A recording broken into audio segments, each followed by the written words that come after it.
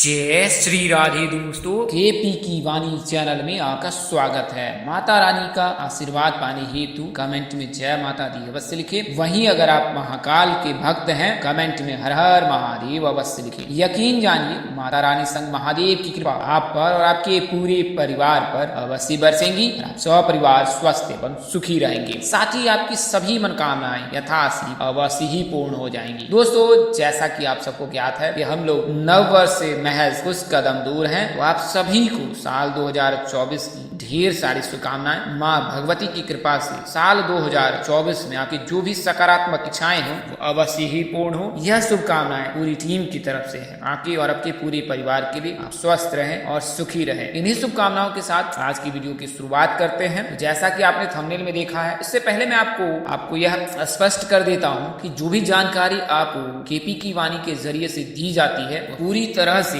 ग्रह राशि परिवर्तन के आधार पर होती है। इसका वास्तविक कुंडली से दूर दूर तक कोई संबंध नहीं रहता है। हाँ, अगर आपकी चंद्र राशि इनमें से एक है और अगर कुंडली में किसी प्रकार का कोई दोष नहीं लगा है तो यह जानकारी आप पर पूरी तरह से सत्य और प्रभावी होता है। तो आप इसका अवश्य ही ध्यान रखें। कई ऐसे जातक हैं जो कमेंट करते हैं कि आप जो जानकारी देते हैं वो पूरी तरह से सत्य नहीं होती है। तो आपको बता दें, यह जो भी जानकारी केपी की वाणी चैनल के माध्यम से दी जा रही है, प्रथम दिवस से लेकर अब तक और आने वाले समय में भी केवल और केवल ग्रह राशि परिवर्तन के आधार पर दी जाए। आपको बता दें कि अगर आप केपी की वाणी के चैनल पर पहली बार विजिट कर रहे हैं तो चैनल को सब्सक्राइब कर ले, साथ ही बेल आइकन को प्रेस करना ना भूलें। अगर आपकी आयु 25 वर्ष से कम है और आप अपने विवाह के विवाह वर्ष की जानकारी प्राप्त करना चाहते हैं तो आप कमेंट करें अपना जन्मदिन या फिर हमें व्हाट्सएप करें। हमारा व्हाट्सएप नंबर 8521835670 है। आप कमेंट में भी नंबर नोट कर सकते हैं, वहां पर नंबर दिए गए। इसके अलावा अगर आप प्रेम प्रसंग में हैं, प्रेम विवाह करना चाहते हैं तो भी आप अपना और अपने पार्टनर का जन्मदिन कमेंट कर सकते हैं। आपको यह जानकारी दी जाएगी कि लव मैरिज की संभावना कितनी अधिक है। अगर जानकारी देने में देर होती है तो आप निराश और हताश बिल्कुल ना हो। समय के अभाव के चलते ऐसा होता है, लेकिन जैसे ही समय प्राप्त होता है उन समय में आपके सभी सवालों के जवाब कमेंट में रिप्लाई के जरिए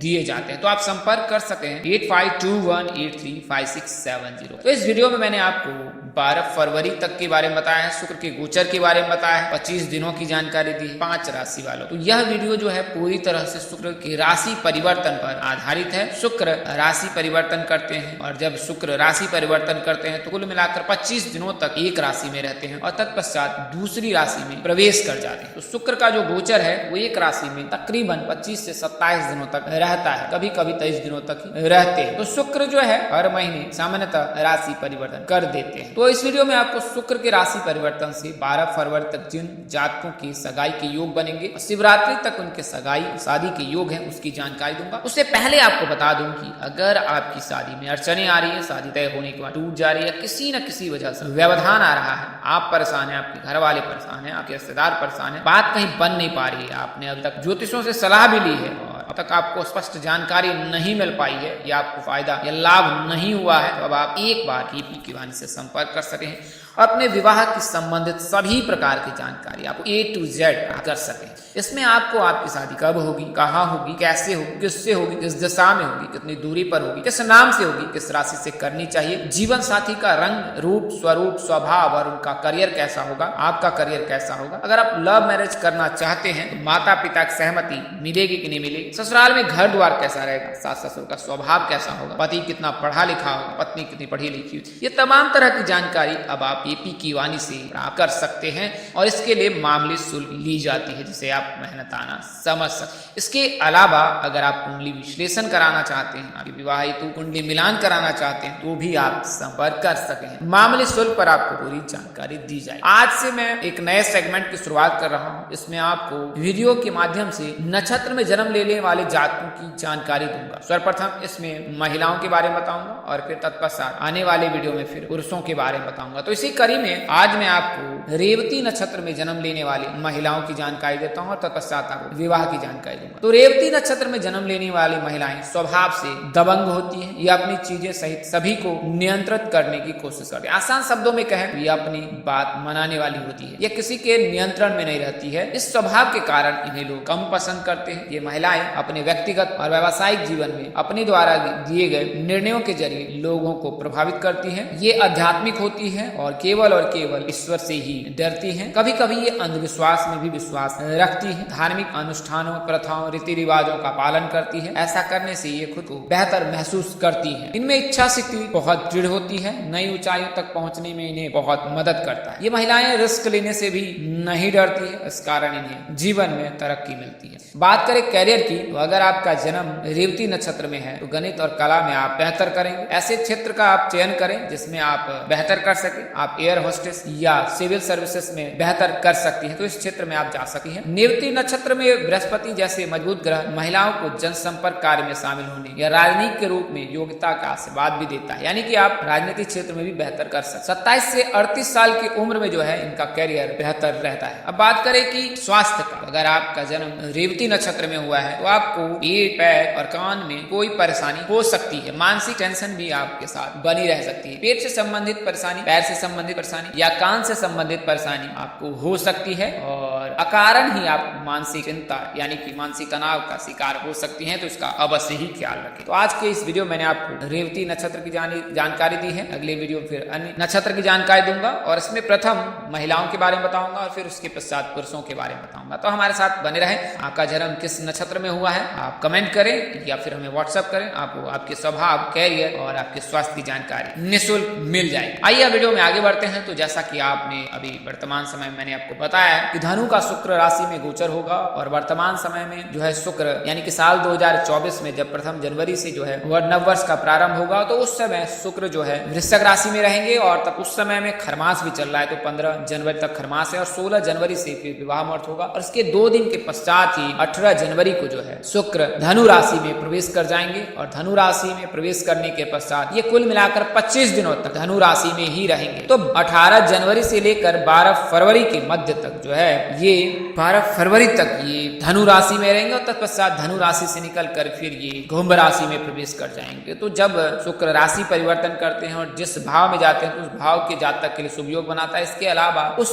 भाव से लेकर अगले भाव यानी कि सप्तम भाव को जब देखते हैं तो उस भाव के जातक के लिए शुभ योग बनाता है। तो धनु राशि में जब शुक्र का गोचर होगा तो उससे जो सप्तम भाव अगर आगे क्रम में देखें तो मिथुन राशि के जातक के लिए शुभ योग बनाएगा। तो अगर आप मिथुन राशि के जातक हैं तो फिर आने वाले समय में आपके लिए शुभ योग बनने वाला है आगामी वर्ष में। तो आइए इस क्रम में हम पूरी तरह से जानकारी प्राप्त करते हैं। पहले मैं आपको बता दूं कि अगर आप लड़के हैं और आप मिथुन राशि के जातक हैं तो आपके लिए शुभ योग है। इसके अलावा अगर आपकी कुंडली में शुक्र कमजोर है तो उसको कैसे जान सकते हैं? अगर शुक्र कमजोर है तो आपका खर्च अधिक होगा, भोग विलासिता में आप ज्यादा खर्च करोगे। इसके अलावा मानसिक अशांति बनी रहेगी। तो ये परेशानी बनी रहती है अगर शुक्र कमजोर होता है। तो इसको आप आइडेंटिफाई कर सकते हैं, पहचान सकते हैं और फिर उसके अनुरूप से आप अगर शुक्र को मजबूत करना चाहते हैं या चाहती हैं तो जल में इलायची मिलाकर स्नान करें, भगवान शिव की पूजा उपासना करें। सोमवार और शुक्रवार के दिन शिव जी की पूजा उपासना करें तो इससे आपको अवश्य ही लाभ प्राप्त होगा। आइए अब पूरी राशियों के बारे में जानकारी दे देता हूं। तो सर्वप्रथम जो है वृषभ राशि, तो वृषभ राशि के जातक के लिए वर्तमान समय विवाह के योग नहीं है, लेकिन इसमें शुक्र इनके स्वामी होते हैं तो इनके लिए हमेशा सुख फल ही देते हैं। शुक्र इन्हें सुखों का कारक माना जाता है और जब वृषभ राशि सुफल देते हैं, शुक्र ग्रह सुफल देते हैं तो जातक को धनवान बनाते हैं। लेकिन वर्तमान समय में चूंकि द्वादश भाव में गुरु विराजमान है, इसके चलते वृषभ राशि के जातक 1 मई 2024 तक विवाह के योग नहीं है और उसके पश्चात ही विवाह के योग बनेंगे और उसके पश्चात फिर मिथुन राशि के जातक के विवाह के योग नहीं बनेंगे क्योंकि इनके द्वादश भाव में फिर गुरु विराजमान हो जाएंगे और उसके पश्चात जो है 1 वर्ष तक मिथुन राशि के जातकों को इंतजार करना पड़ सकता है। तो वृषभ राशि के जातक के लिए शुभ योग है कि इस दौरान आपके रिश्ते तय हो सके हैं, रिश्ते आ सके हैं, रिश्ते में आप बन सकते हैं। लेकिन विवाह के योग आपके वर्तमान समय में नहीं है। विवाह के योग आपके 1 मई 2024 के पश्चात ही बनेंगे। तो मिथुन राशि के जातक हैं, अगर आप मिथुन राशि के जातक हैं तो आपके लिए शुभ योग है क्योंकि आपके सप्तम भाव को जो है शुक्र देखेंगे और जब सप्तम भाव को शुक्र देखते हैं, गुरु देखते हैं या उनमें उपस्थित होते हैं, उस राशि के जातक के विवाह के योग बनते हैं। तो वर्तमान समय में अगर आपकी शादी हो जाती है तो अति उत्तम है, अन्यथा 1 मई 2024 के पश्चात आपको लंबे समय तक इंतजार करना पड़ सकता है। तो अगर आप मिथुन राशि के जातक है तो आपका नाम अक्षर की से हो। बात करें नाम अक्षर की तो पी नाम के जातक, एस नाम के जातक, वी नाम के जातक, इनमें से किसी एक नाम के जातक के साथ आप परिणय सूत्र में बंधने वाले हैं। बात करें अगर जन्मदिन से देखें तो 24 वर्ष के पश्चात विवाह के योग बनते हैं अगर मिथुन राशि के जातक। सिंह राशि से अगर परिणय सूत्र में बनते हैं कुछ ज्यादा उत्तम। तो मिथुन राशि के जातक है 1 मई 2024 से पूर्व इनके लिए शुभ योग है। इसके अलावा तुला राशि के जातक हैं, चूंकि तुला राशि में शुक्र इनके भी स्वामी हैं और वर्तमान समय में गुरु जो है इनके जीवन साथी भाव को देख रहे हैं। तुला राशि के जातक के लिए शुभ योग है वर्तमान समय में। और अगर आप तुला राशि के जातक हैं तो अब से लेकर 1 मई 2024 तक आपके लिए शुभ योग है। इसके अलावा शिवरात्रि में भी आपके लिए शुभ योग बन रहा है। अगर तुला राशि के जातक है तो आपका नाम अक्षर आर से होगा। आर नाम के जातक जो भी होते हैं उनकी राशि तुला होती है। अगर जन्मदिन से जानकारी प्राप्त करना चाहते हैं तो 20 वर्ष से लेकर 28 वर्ष के मध्य और अधिकतम 31 वर्ष तक के मध्य इनके परिणय सूत्र में बनने के योग रहते हैं। नाम अक्षर की बात करें तो एस नाम के जातक, जी नाम के जातक, एम नाम के जातक में से इसी एक नाम के जातक के साथ परिणय सूत्र में बन सकते। इसके अलावा डी नाम के जातक है, डी नाम के जातक यानी कि मीन राशि में शुक्र हमेशा ही उच्च के होते हैं और शुक्र के उच्च रहने के चलते जो है मीन राशि के जातक के लिए शुभ योग बनता है। और वर्तमान समय में राहु का भी गोचर मीन राशि में हो रखा है तो अगले 18 महीने तक मीन राशि के जातकों को शुभ फल प्राप्त होगा अगर आप मीन राशि के जातक हैं। तो इस दौरान आपके लिए है विवाह के योग बनेंगे ही बनेंगे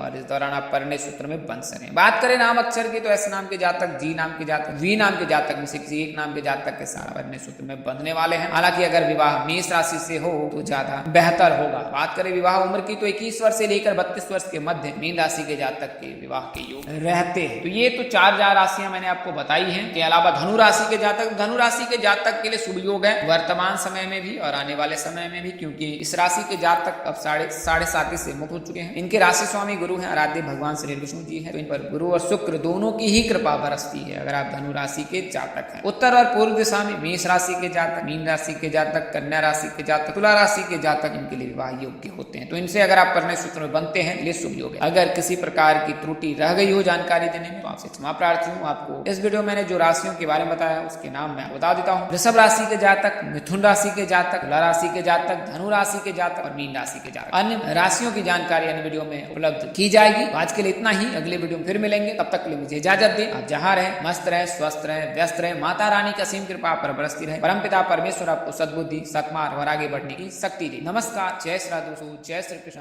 जय माता दी, जय वाहिनी।